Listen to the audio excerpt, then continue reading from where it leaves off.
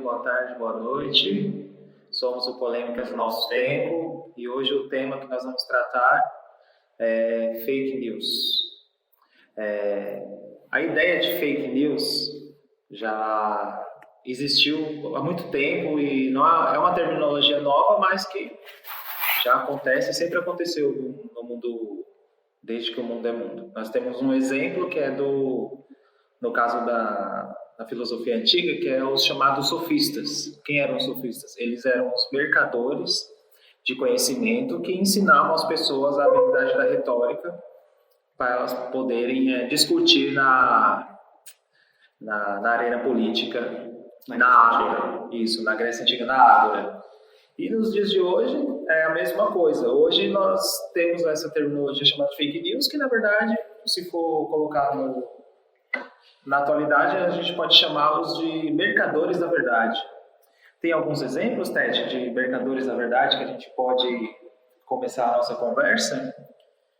Tem aqueles jornais sensacionalistas, sites de fofoca, também temos na própria política também, empresários também, como tem algumas informações, eles se apropriam disso para tirar proveito próprio, né? E também, dentro desse conjunto de fake news, vamos trazer para o âmbito da política, que é o nosso interesse aqui de discussão, nós temos um fenômeno que ocorre muito, que é assim, a fake news não necessariamente é um conteúdo falso. Ela pode ser um conteúdo verdadeiro, mas que foi deslocado historicamente. E esse conteúdo ele foi usado em um outro tempo para justificar uma determinada ação daquele tempo presente, mas que esse conteúdo ele foi feito num tempo passado. Por exemplo, dizer que a questão do nazismo, que é um fenômeno de esquerda, que é a justificativa mais comum no acirramento político que acontece, o que eles vão dizer? Vão dizer que por conta do discurso que o Hitler fez há um tempo atrás, a data exatamente não lembro, que o Hitler diz, no discurso ele inicia dizendo que nós, socialistas alemães, e a partir desse discurso tentam justificar que esse fenômeno é um acontecimento da esquerda, e na verdade não é. Então você pega um fenômeno do passado para justificar no presente, para poder culpar um determinado grupo político que seria talvez herdeiro desse fenômeno que vai acontecer. Colocando um adendo nessa conversa, o Adolf Hitler tinha um ministro da propaganda e comunicação, que era o Joseph Goebbels, e ele citou uma frase que até hoje muitas pessoas se apropriam, né? Uma mentira contada 1000 vezes, ela se torna verdade. Exatamente. Tem vários outros exemplos. Uma questão que eu trouxe aqui, marquei, que é interessante da gente responder, eu vou até ler para que fique mais fácil. Que é assim, qual é o objetivo da fake news? O objetivo dela é deslocar historicamente justificativas e distorcê-las, mesmo que estas sejam reais em seu passado anterior. Exemplo, tem esse do fenômeno do nazismo e também do aquecimento global, que é algo que acontece muito, que é o negacionismo da ciência. A gente sabe que existe o aquecimento global, que já tem provas científicas, mas existe um determinado grupo envolvido por interesses econômicos, muitos desses grupos estão nos Estados Unidos, e eles tentam justificar que essa ideia do aquecimento global é uma mentira. Ora, se a gente for analisar, verificar as altas temperaturas que andam acontecendo em países europeus, onde as pessoas morrem de calor, esse fenômeno da natureza é por conta do quê? Seria um fenômeno da natureza? Logicamente que não. Existe uma ação do homem toda por trás do desenvolvimento industrial que faz com que isso... A interferência humana na natureza. Né? Exatamente. Então, a fake news ela trata justamente disso para distorcer essa realidade, mas também trazer à tona um fato para tentar justificá-lo como se fosse uma verdade. E ao mesmo tempo favorecer uma determinada camada na sociedade, né? Então a gente vê empresários se beneficiando com falsas informações, partidos de determinada coligação. Exatamente. Então, pegamos como exemplo o Brasil na época das eleições, onde você vê por fontes confiáveis, jornais impressos, entrevistas online, que essa eleição foi bombardeada por fake news. Exatamente, por quê? Nós temos o quê? A difusão em massa de determinadas informações.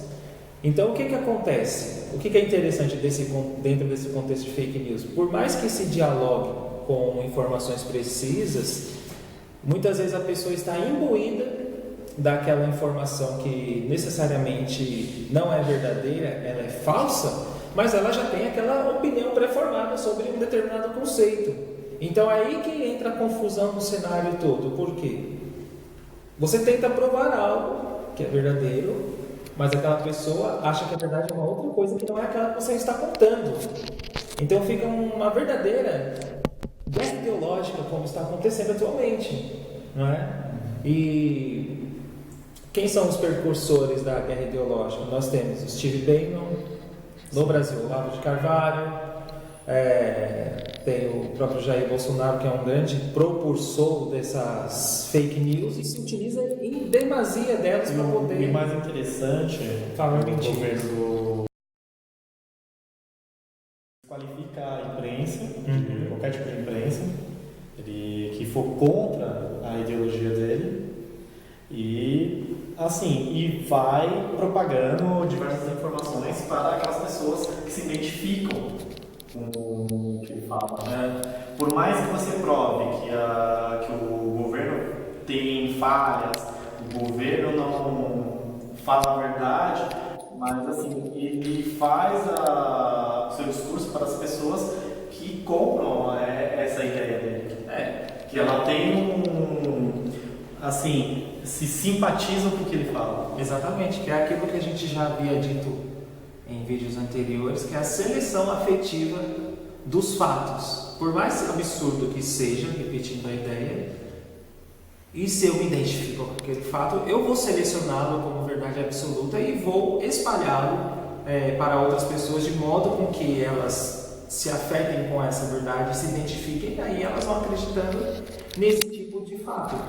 Então aí acontece o quê? Uma guerra ideológica, como a gente já disse, e aquele conhecimento provado cientificamente, ele acaba sendo desqualificado, que é algo que anda acontecendo de maneira cotidiana, vamos dizer assim. A ciência está sendo cada vez mais desqualificada. Haja vista o exemplo do ministro do Meio Ambiente, que sempre está afirmando determinadas ações contra a ciência, desqualificando um trabalho de a longo prazo que está sendo feito. Então, pega uma notícia que foi reportada por vários veículos de comunicação, onde ele fala que o Greenpeace tem envolvimento com esse vazamento de óleo. E o Greenpeace, em uma carta, processou o Ricardo Salles por injúria e falso testemunho, né?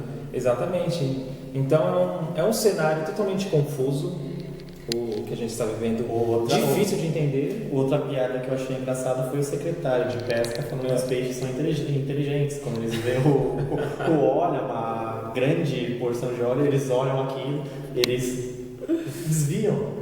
Então assim, é uma coisa assim que você desqualifica pesquisadores, biólogos.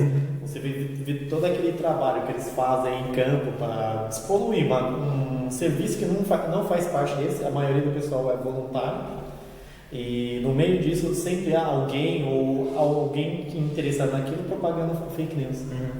E dentro desse contexto, desses mercadores de verdade, ou seja, que vão financiar determinados assuntos, há, claro, os interesses econômicos, que é o que sempre vigora, e os interesses, sobretudo, políticos.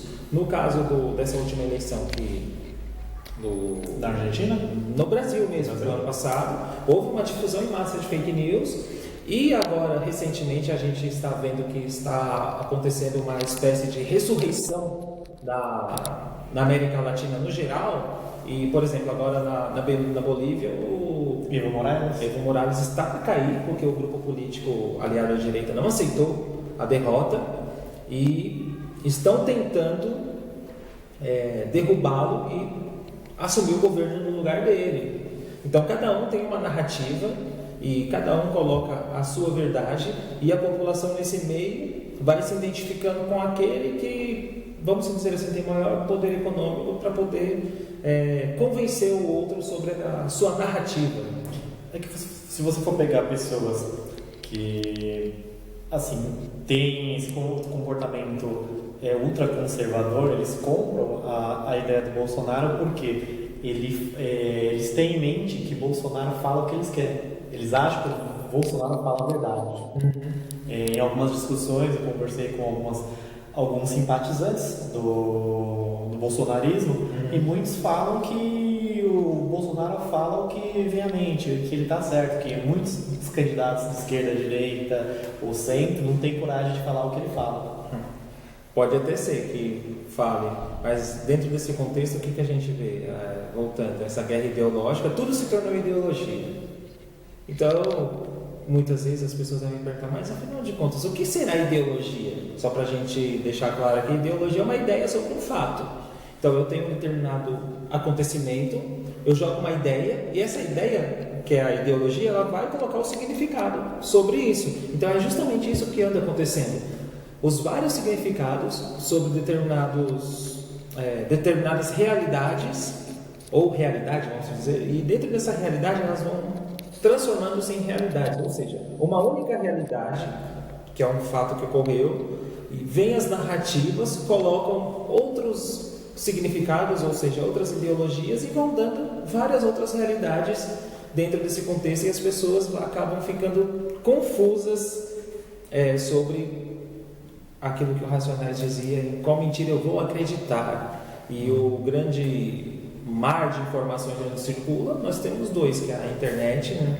No geral, os jornais, porque hoje em dia qualquer um pode ser colunista, jornalista, e as redes sociais, que é onde tem os grandes palpiteiros de plantão que vão colocar a sua verdade e tentar convencer o outro. E fora os comunicativos de conversa instantânea. Você vê que a maioria das fake news foram enviadas via WhatsApp, Telegram, esses comunicadores.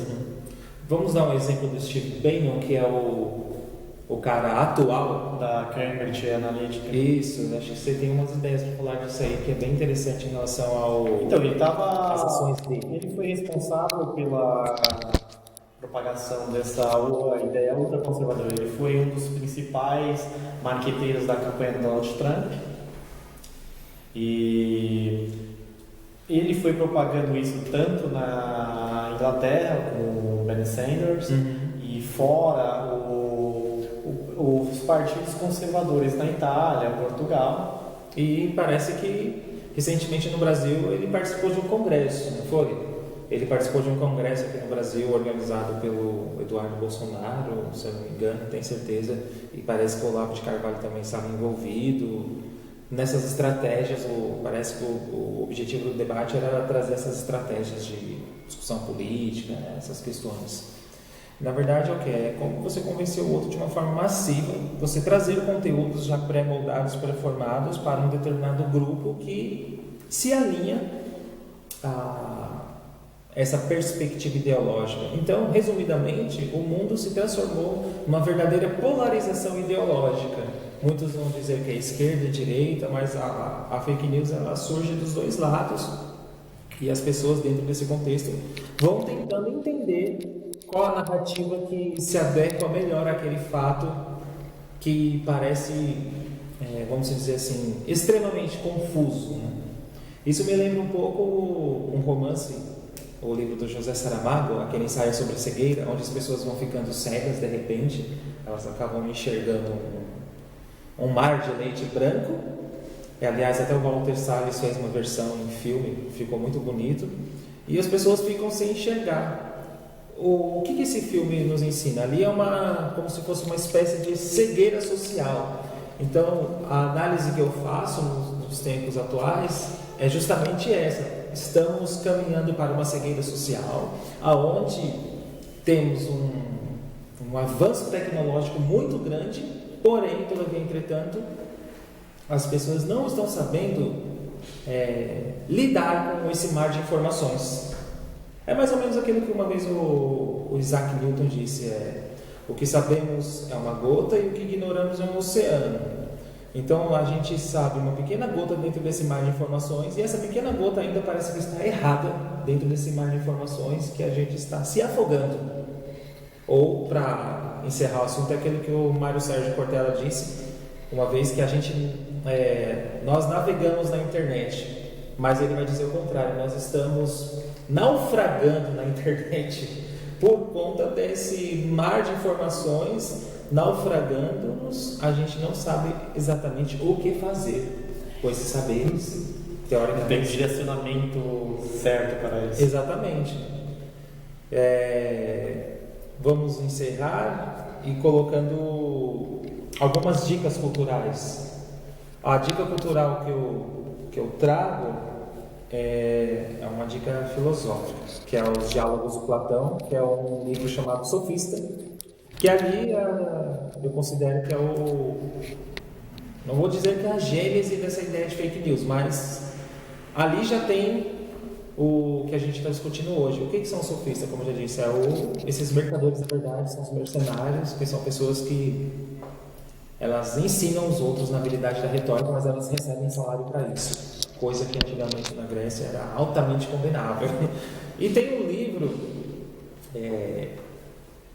eu não sei o nome da autora, mas se vocês pesquisarem na internet, vocês vão encontrar, que é chamado Mercadores da Verdade, só que ele está numa versão em inglês, que é Merchants of Truth, uma coisa assim, de uma jornalista americana. Só vocês pesquisarem que vocês vão achar. Esse livro ele vai dizer todas as táticas, estratégias do mundo contemporâneo, que está passando por essa polarização política, e as estratégias de luta ideológica para convencer as pessoas a acreditarem nessa mentira que vai acontecendo. E, por fim, a música dos Racionais, qual mentira eu vou acreditar.